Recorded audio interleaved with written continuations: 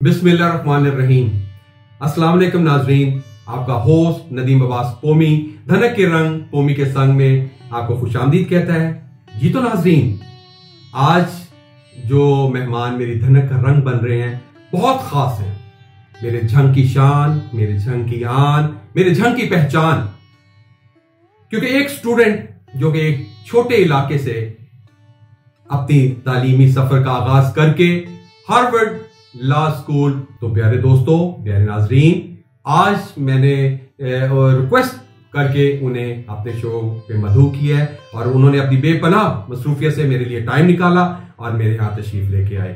और ये मैंने प्रोग्राम अपने झंग के जवान नौजवान स्टूडेंट्स के लिए ऑर्गेनाइज किया है ताकि मेरे इस प्यारे मेहमान जो कि बहुत बड़ा नाम, उनकी बातों से मेरी झंग के मेरे नौजवानों को और जहां जहां मेरा ये चैनल देखा जाएगा वहां के नौजवानों को मोटिवेशन और इंस्पिरेशन मिले और उनकी बातें जो है आपके लिए बहुत मोटिवेट हो और आप उनसे बहुत कुछ सीखें, उनकी बातों से आपको बहुत कुछ मिले। जी नाजरीन, तो मैं इंतजार नहीं करवाता, मेरे साथ आज बहुत बड़ा नाम बैरिस्टर सोहेल खान तशरीफ रखते हैं। तो आइए उनसे गपशप करते हैं, कुछ उनकी सुनते हैं, कुछ अपनी सुनाते हैं। Welcome to my show sir.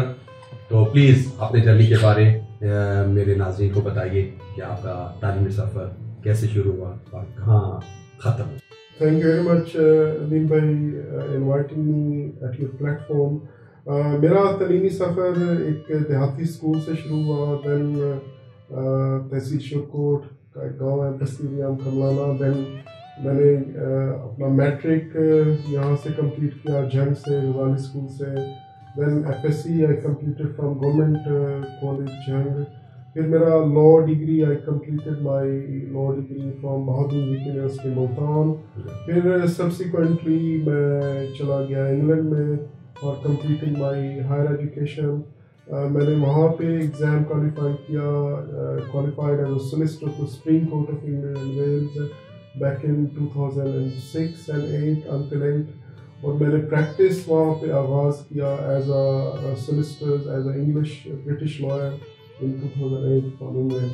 But parallel to practice मैं अपनी स्टडीज़ मैंने कंटिन्यू रखी। And then I got an opportunity for Harvard law school in America. वहाँ से मैंने मीडिएशन की क्वालिफिकेशन ली, certification Lee.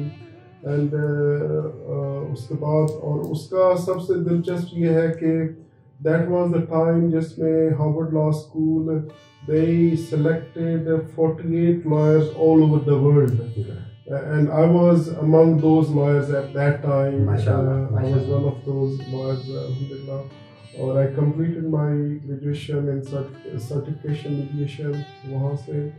But parallel to that, I continued my practice as a lawyer in England.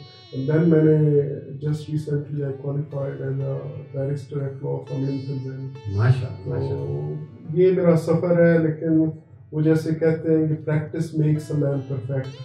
तो वो चीज़ जो है एजुकेशन और प्रैक्टिस दोनों ही साथ ही चल रही है। And law ultimately has become my passion and my love actually.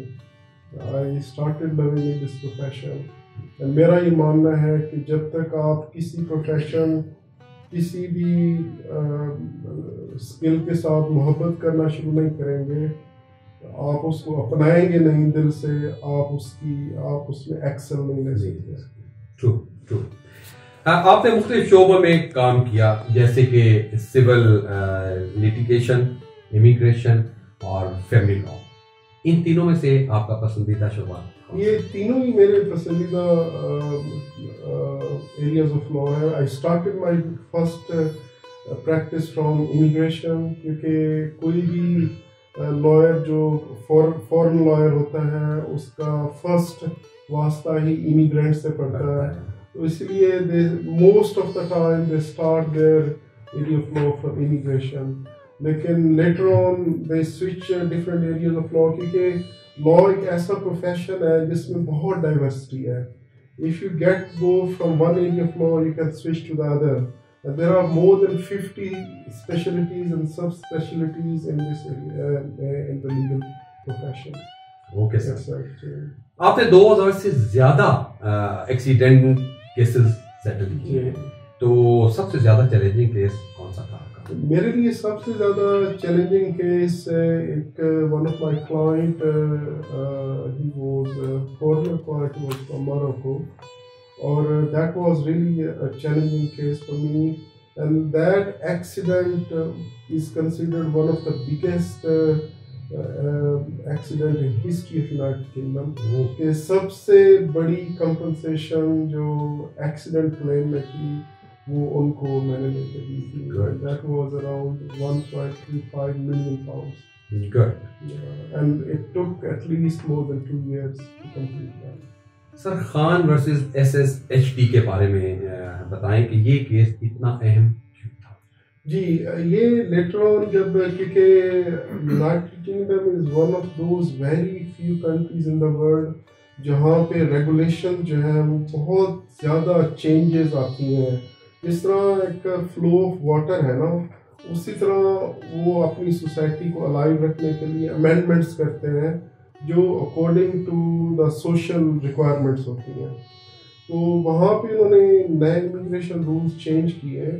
तो ये मेरे क्लाइंट भी हैं, अभी मैं इसलिए डिस्कस कर सकता हूँ क्योंकि ये this case has become public, और मेरा इस केस को विन करने की वजह से more than 30,000 immigrants got benefit out of this case which I won in that country.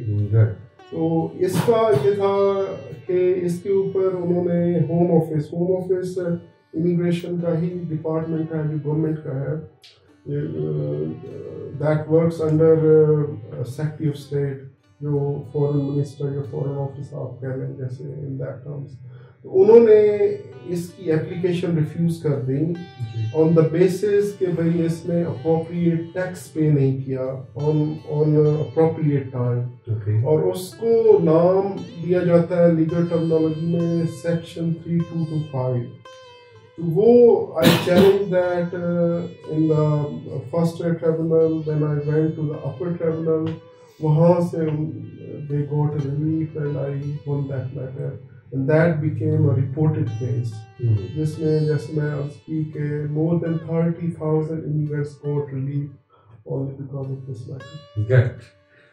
और ताहिर वर्सेस फैजी में क्या कानूनी नुकात सामने आए? जी, ये एक बहुत ही नीश और स्पेशल किस्म का मतलब प्रॉपर्टी डिस्प्यूट था, कंसेप्चुअल डिस्प्यूट था, और ये सिविल लिटिगेशन में इसका एस्पेक्ट आता है कि इसमें ये हुआ कि जो मेरा क्लाइंट था, he bought a property eight the name of his friend, जो उसका नाम था, क्योंकि वो यहाँ से नया गया इंग्लैंड में माइग्रेट करके. उसके लिए मोर्गेज लेना, क्योंकि वहाँ पे most of the time more than 95-97% लोग they got property through mortgage, through bank. तो इसके लिए बड़ा मुश्किल था कि अपने नाम पे ये मोर्गेज लें. तो ही secured mortgage at the name of his friend, लेकिन सारी फंडिंग इसकी थी, सारे पैसे इसके थे. तो after some time property prices multiplied, काफ़ी ज़्यादा हो गई, और उसका घर की वैल्यू थी वर्थ अराउंड £500,000. तो जो उसका दोस्त था, अब ज़ाहिर जो लीगली थे, लीगल डॉक्यूमेंटेशन, प्रॉपर्टी उसके नाम पे रजिस्टर्ड थी लैंड रजिस्ट्री में, और मतलब और लेकिन occupation he was the occupant. तो जो वो इंसान था, जो उसका दोस्त था, he started saying to him, no this property doesn't belong to you, it belongs to me, you are living here as a tenant.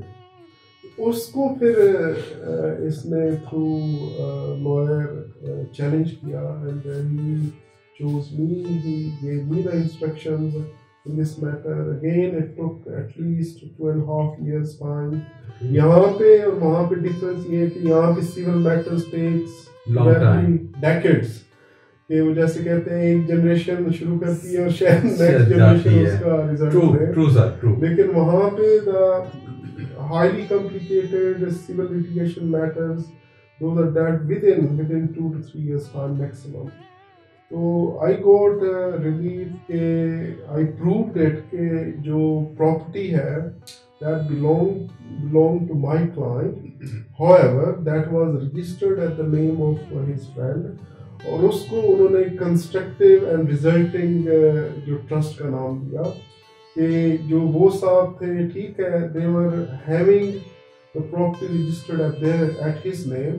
However, my client was the beneficial owner of that asset. जो court ने जो Oxford county court थी उसने judgment दी, then high court ने भी judgment दी in favour of my client and this became a reported case. Excellent. हाँ सर, ये पूछूंगा कि बतौर पार्टनर और डायरेक्टर आप अपनी टीम को कैसे मैनेज करते हैं? जी, ये जो ह्यूमन साइकी है ये इट्स वेरी अनप्रिडिक्टेबल और दिस इज रियली टफ. और स्पेशली मैं, क्योंकि I was born and brought up in this country और मेरी सारी यूथ यहाँ की 30 years I was living in this country, और एक नए माहौल में जाना, नए कल्चर में, लैंग्वेज, एवरीथिंग वाज डिफरेंट. उसमें जो पीपल्स मैनेजमेंट था दैट वाज रियली टफ. तो until unless you know the psyche and you know the language and culture of a particular country, it's very hard to manage anyone. तो अल्हम्दुलिल्लाह मैंने मतलब साथ वक्त के साथ बुक्स से ज़्यादा इंसानों को रीड करना शुरू किया, क्योंकि लॉयर्स का वास्ता मोस्टली इंसानों से ही ज़्यादा पड़ता है. उसमें आपको एक साइकोलॉजिकली मतलब और वर्चुअली काफ़ी हद तक अंडरस्टैंडिंग आ जाती है उनके मिजाज, उनके टेम्परामेंट की. और मेरे लिए इसलिए चीज़ों को मैनेज करना अभी रिलेटिवली बहुत आसान हुआ. However, I came across lot of bitter experiences in my life as well, जो कि इन माय ओपिनियन आपकी सारी ज़िंदगी ही सीखने की है. और किसी भी आप प्रोफेशन में जाए, किसी भी फील्ड में जाए, सीखता रहता है. तो until the last breath आप सीखते हैं अगर आप सीखना चाहें तो. सर, आप मेडिएशन को तनाज़ात के हल के लिए कितना मुअस्सर समझते हैं? आपका ये तजर्बा आपके क्लाइंट्स के लिए कितना फ़ायदेमंद साबित हुआ? इन माय ओपिनियन दुनिया का ऐसा कोई भी डिस्प्यूट नहीं है जो मीडिएशन और निगोसिएशन से हल ना हो पाए. इसकी शर्त यह है कि ये इंटेंशन दोनों पार्टीज में होनी चाहिए अगर वो उसको रिजॉल्व करना चाहे तो. अब because I will speak in perspective to United Kingdom, जो इंग्लैंड एंड वेल्स के रेगुलेशंस हैं, वहाँ पे कोर्ट्स ने इसको बहुत ज़्यादा इम्पोर्टेंस दी हुई है कि कोई भी पार्टी लिटिगेशन शुरू करती है ना, फर्स्ट ऑफ ऑल वहाँ पे फ्रिवुलस जो लिटिगेशन है उसकी ऊपर बहुत हैवी पेनल्टीज है, बहुत हैवी पेनल्टीज, क्योंकि litigation is very expensive process है. इसलिए अगर कोई भी लिटिगेशन शुरू करता है ना, तो court first give opportunity to both parties कि आप इसको पहले 2 महीने वो देते हैं कि आप इसको 1 month to 2 months कि आप इसको थ्रू निगोसिएशन, थ्रू मीडिएशन या अल्टरनेट डिस्प्यूट रेजोल्यूशन आप इसको रिजॉल्व करें. और अगर कोई पार्टी वो अपॉर्चुनिटी अवेल नहीं करती, अगर एक की विलिंगनेस है दूसरी की नहीं है, एंड देन कोर्ट को इन्फॉर्म किया जाता है कि yes one party was willing other was not. और अगर at the end of the day जो मैटर है if that is decided against the party जो नहीं चाह रही थी, तो उसके ऊपर heavy cost penalty court apply करती है. और अगर दोनों ही डिस्प्यूट से उसको रिजॉल्व करते हैं, क्योंकि वहाँ का ट्रेंड है कि ऑलमोस्ट 60% जो केसेस हैं those are resolved through mediation. इसलिए जो इसकी इम्पोर्टेंस है ये हर लीगल सिस्टम में इज रियली वाइटल, बशर्ते कि वहाँ लीगल सिस्टम एग्जिस्ट करता हो, इंसाफ एग्जिस्ट करता हो, तो उसमें बहुत इम्पोर्टेंस है. इवन वेस्ट में, मतलब अमेरिका में, इंग्लैंड में और बाकी रेस्ट ऑफ यूरोप में, या कोई भी इवन डेवलप्ड कंट्रीज है या डेवलपिंग कंट्रीज है जहाँ लीगल सिस्टम डीप रूटेड हो रहा है या एक कल्चर है वहाँ पे, इसको दूसरा नाम मैं दे देता हूँ जो हमारे जैसे देहाती कल्चर में पंचायत सिस्टम था. या हमारे KPK या बलोची सिस्टम में जिरगा सिस्टम जी। तो this is just parallel to that. जब मैं वहाँ पे हार्वर्ड लॉ स्कूल में गया तो Bob Manokan was our course leader. तो at the end when he was just distributing the degrees and certificates, उसने कहा कि have you come across this mediation process? I said yes, I'm coming across this process since my childhood. And he was surprised actually कि तुम बचपन से ये चीजें observe कर रहे हो। मैंने कहा this is my culture actually। तो ये एक बहुत ही खूबसूरत एक सिस्टम है अनटिल के इसको अपनाया जाए। जी। और इंडिया में भी है ये पंचायत सिस्टम। बिल्कुल। This is really effective tool to resolve any issue, anything, anywhere. Okay. Ji sir, तो आपको 6 ज़बानों पे अबूर हासिल है, तो क्या ये आपके क्लाइंट्स के लिए फ़ायदेमंद साबित होती हैं? आपको डिफरेंट क्लाइंट्स होते हैं मुख्तलिफ ज़बानों में, उसके लिए आपके ये कारआमद साबित होती हैं, आपके लिए आसानी होती है उसमें? जी नदीम भाई, ज़बानों पे अबूर हासिल होना, ये क्लेम करना इज़ वेरी डिफिकल्ट। मैं ये तो कभी क्लेम नहीं करूँगा। मैं इवन मेरी मदर टंग पंजाबी है, मैं ये नहीं क्लेम कर सकता कि मुझे पंजाबी पे अबूर हासिल है। हाउएवर हाँ, मैं ये कह सकता हूँ कि मेरी एक कम्युनिकेशन स्किल है डिफरेंट लैंग्वेजेस में, तो उसमें समहाउ डेफिनेटली इसका बहुत बड़ा एज होता है कि आप Hindi, Persian, even somehow Arabic, Urdu, Punjabi, English, इस तरह की कोई क्लाइंट्स आए तो आप उनसे एक अच्छी कम्युनिकेशन रखें। तो इसलिए मतलब जैसे कहते हैं ना कि if you learn a language you learn a culture. तो ये और फिर डिफरेंट जो क्लाइंट्स होते हैं उनके लिए काफ़ी ज़्यादा they feel comfortable speaking with you. अगर एक इंसान हिंदी बोलना जानता है या हिंदी को या पर्शियन बोलना जानता है, तो वो अगर पर्शियन लैंग्वेज में बात करेगा तो उसको फील होगा कि यार जो सुनने वाला है उसकी फीलिंग को, उसके एहसासात को फील कर रहा है। ऑफ कोर्स इसका डेफिनेटली एज होता है, लेकिन क्योंकि इंग्लैंड में जो लैंग्वेज ऑफ कम्युनिकेशन है वो इंग्लिश है, कोर्ट्स की लैंग्वेज इंग्लिश है जी। तो आप ऑफ कोर्स इवन आप उसकी रीजनल लैंग्वेज में कैपेसिटी रखते भी हो बोलने की, लेकिन उसकी सारी ड्राफ्टिंग, उसकी सारी अंडरस्टैंडिंग आपने इंग्लिश में ही करनी होती है। However if someone doesn't understand, doesn't know the English, तो आपके लिए मैंडेटरी है कि आप उसकी लैंग्वेज में ही ट्रांसलेशन करके उसको समझाएं, उसको दें। तो देयर द जो इंग्लिश लीगल सिस्टम है that is so deep rooted, so fair, और उसमें मतलब वो भी ज़्यादा इंसान ही है, चीजें होते हैं, गलती के चांसेस होते हैं, लेकिन 80% मैं कहूँगा कि this is a fair system. वो उसमें कोई सच आप हिकअप क्रिएट नहीं कर सकते किसी को।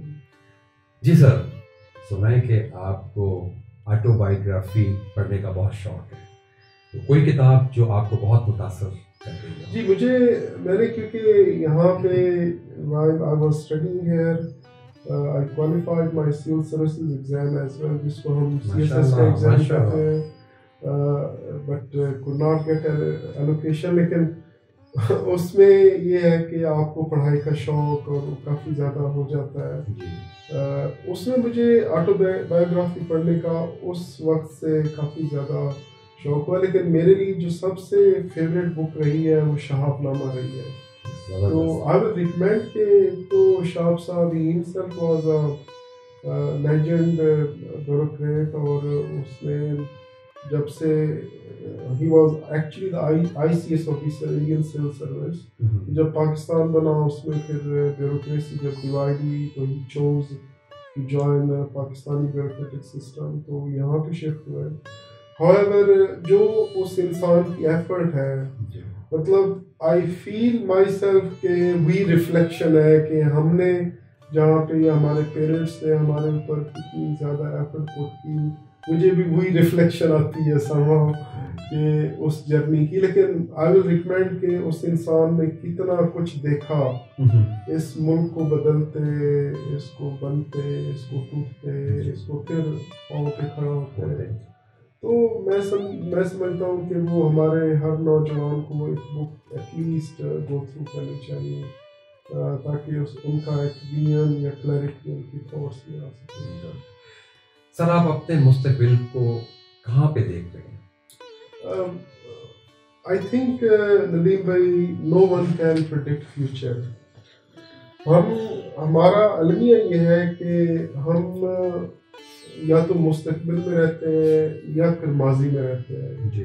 हम हाल में रहना भूल गए हैं, जबकि सारी अता जो सारी ब्लेसिंग्स है ना वो हाल पे होती है। बिल्कुल। और बेहतर है कि हम हाल में अगर खुश रहे ना तो मुस्तकबिल ऑटोमेटिकली वो खुशी हमारे लिए बड़ा प्रॉस्परस हो सकता है। क्योंकि जो अपॉर्चुनिटी आप हाल में, प्रेजेंट में, करंट सिचुएशन में अवेल ना करें और उसको फ्यूचर में ले जाए कि नहीं ये अपॉर्चुनिटी मैं फ्यूचर में करूँगा, तो मैं आपको एक एग्जांपल देता हूँ कि जो वेस्ट का कल्चर है, जिसको हमारे हजरात पता नहीं वहाँ के कल्चर को आई डोंट नो, स्पेशली मैं रिलीजियस पॉइंट ऑफ व्यू से बात करता हूँ कि वो लोग समझते हैं कि शायद यार वो बड़ा लादीनी किस्म का पता नहीं क्या क्या ऐसी। वहाँ के कल्चर में ट्रस्ट मी, आपको स्पिरिचुअलिटी, आप खुदा के और ज़्यादा करीब हो जाते हैं। क्योंकि वहाँ पे मोस्ट ऑफ द टाइम जो लोग हैं वो हाल पे रहते हैं। आप उनको जब ये कहेंगे ना I was doing this thing और I will do this and that, they will criticise you. अगर आप कहेंगे I am doing this thing and I'm availing this opportunity, they will be sympathized, they will feel sympathized कि वो आपको और ज़्यादा show करेंगे आपके साथ अटैचमेंट। तो जो कौमें भी, मैं इंडिविजुअल से बात करता हूँ, जो कौमें, जो ग्रुप अपने हाल से अपॉर्चुनिटीज को अवेल करते हैं ना, उनका मुस्तकबिल रोशन होता है। बेशक। मैं जस्ट गेस कर सकता हूँ कि, और मेरी विश भी है कि मैं अपनी स्किल्स जो है वो अपने मुल्क के लिए कंट्रीब्यूट करूँ, यहाँ पे दूँ, वहाँ पे भी रखूँ, यहाँ पे दूँ। क्योंकि मैं इस मट्टी का इंसान हूँ और मेरे अंदर इसकी बहुत ज़्यादा मोहब्बत है, बहुत तड़प है माशाल्लाह। इसके कोई हालात चेंज होते हैं तो आई रियली फील, और मेरे जैसे बहुत सारे मिलियंस में, तो really this is a land के जो जैसे इलामा इकबाल ने कहा था ना, जरा नम होती हुई मिट्टी बड़ी ज़रख़ेज़ आती। एंड ट्रस्ट मी नदीम भाई, ये जस्ट वर्ड नहीं है। इलामा इकबाल साहब ने दोस्त वक्त फरमाया था ना, जब ये मुल्क था ही नहीं, बना ही वजूद में नहीं आया था, लेकिन ये मिट्टी तो थी ना, ये मिट्टी तो करोड़ों साल से है। तो मैं आपको एग्जांपल देता हूँ कि ये वो मिट्टी है जहाँ से 2 नोबेल लॉरिएट पैदा हुए, और एक बिफोर पार्टीशन, एक आफ्टर पार्टीशन। और इसलिए आप खुद देखें कि इसमें गवर्नमेंट सपोर्ट नहीं होती है, उनकी अपनी विश, उनकी अपनी एफर्ट्स, और पेरेंट्स, बहन भाइयों की, आप जैसे दोस्तों की काविश, और एक सॉर्ट ऑफ इंस्पिरेशन है। एंड मेरे लिए ये होता है कि मैं मैक्सिमम जो मैं जानता हूँ अकॉर्डिंग टू माय हम्बल जो मेरा नॉलेज है, स्किल है, मैं चाहूँगा कि जो भी मेरी फील्ड में है मैं उसको मैक्सिमम गाइडेंस दूँ, बताऊँ, गाइड करूँ, और वो अगर उसमें एक्सेल कर सके तो माशाल्लाह माशाल्लाह। सर, आप किसी और शोबा में स्पेशलाइजेशन करना चाहते हैं? जी, मेरा तो पूरा लाइफ ही, क्योंकि कोई भी प्रोफेशन है नदीम भाई तो वो that is like an ocean. तो जैसे कहते हैं ना कि आप किसी भी प्रोफेशन में जाते हैं तो समंदर में, दरिया में गोता लगाते हैं, जो वेटनेस आपकी बॉडी में होती है ना, वही आपकी पूरी ज़िंदगी का एसेट होती है। क्योंकि you can't grab the whole ocean. तो जो ये क्लेम करता है कि मैं सब कुछ जानता हूँ, वो हो सकता है जानता हूँ, लेकिन मैं उस लेवल पे नहीं हूँ। ऑफ कोर्स मैं अदर एरियाज ऑफ लॉ में मेरी एक्चुअली प्रैक्टिस तो मतलब ये 3-4 एरियाज ऑफ लॉ में है, लेकिन अल्हम्दुलिल्लाह I am one of those very few people in this country and in that country जिसकी 24 सब्जेक्ट्स की सर्टिफिकेशन है। और मैं चाहूँगा कि मैं मैक्सिमम उसमें स्किल एक्सपेंड करूँ। मैं आप क्रिमिनल लॉ में जस्ट कोशिश कर रहा हूँ कि जो मनी लॉन्ड्रिंग लॉज हैं और एक्सट्रेडिशन लॉज हैं उसमें मैं चाह रहा हूँ कि मेरी एक्सपर्टीज उसमें भी हो जाए। Let's see. माशाअल्लाह। नाज़रीन, मेरे झंग का फख्र मैं कहूँगा सर, आप मेरे झंग के नौजवानों के लिए, मेरे झंग की यूथ के लिए, मेरे पाकिस्तान की यूथ के लिए काइंडली कोई मैसेज छोड़ें जो उनके लिए मोटिवेशन का काम करे। जी ज़रूर, मैं ये रिक्वेस्ट भी करूँगा और मैं खुद लॉ का स्टूडेंट हूँ और कानूनदान बिल्कुल ही नहीं हूँ, मैं खुद सीख रहा हूँ। लेकिन मेरी ये रिक्वेस्ट होगी ना सिर्फ मेरी फ्रेटर्निटी के लोगों से, बल्कि किसी भी प्रोफेशन के लोगों से, चाहे वो एकेडमिक्स में है, चाहे वो किसी और प्रोफेशन लाइक फुटबॉल, क्रिकेट या किसी भी फील्ड में। जब तक आप अपने फील्ड से, अपने सब्जेक्ट से मोहब्बत करना शुरू नहीं करते, आप उसमें एक्सेल नहीं कर सकते। क्योंकि जब आपको किसी भी चीज़ से मोहब्बत शुरू होती है ना, तब आपको एफिलिएशन शुरू होगी, तब आप उसमें एक्सेल करना शुरू करेंगे, क्योंकि चाहत के बगैर कुछ भी हासिल नहीं हो सकता। तो it will be my humble request, जो भी करें कामयाबी के लिए नहीं, एक्सेल के लिए करें, उसको उसी को आप मंजिल रखें, क्योंकि एक्सीलेंस इज एवरीथिंग। क्योंकि success is after the excellence, excellence is not after the success. This is my request. Sir, अब एक कप चाय और साथ गपशप करते हैं, तो चलते हैं, एक कप चाय का लेते हैं और साथ गपशप भी करेंगे। जी श्योर सर, प्लीज आए अली आप।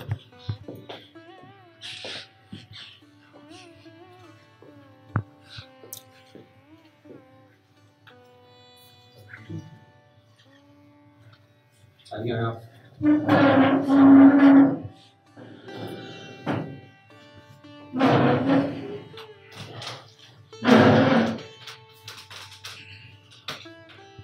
जी तो सर, थोड़ा सा मेरे चैनल्स के बारे में कुछ नाज़रीन को बताएं। इट इज रियली अमेजिंग कि आपने एक अच्छा प्लेटफॉर्म शुरू किया, और मैंने बल्कि आपके चैनल के बारे में यहाँ पाकिस्तान आके मुझे पता चला, और आई लिटरली मैंने देखे आपके programme, I literally liked it.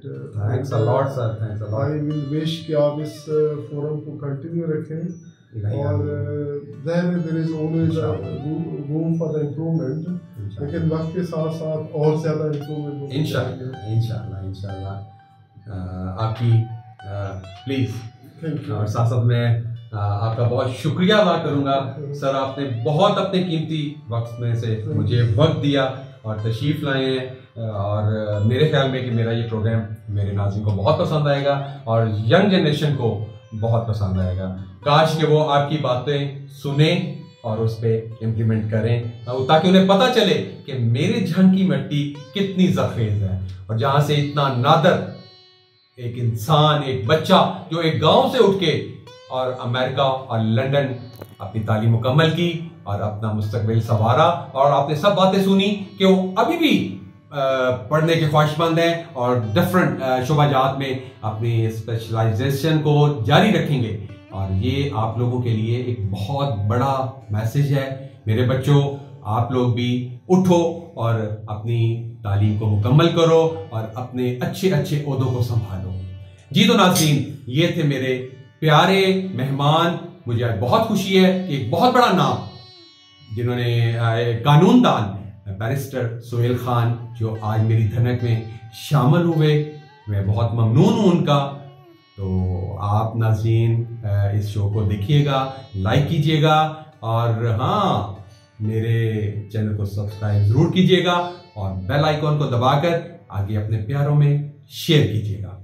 आपका अपना नदीम अब्बास पोमी, रब रखा।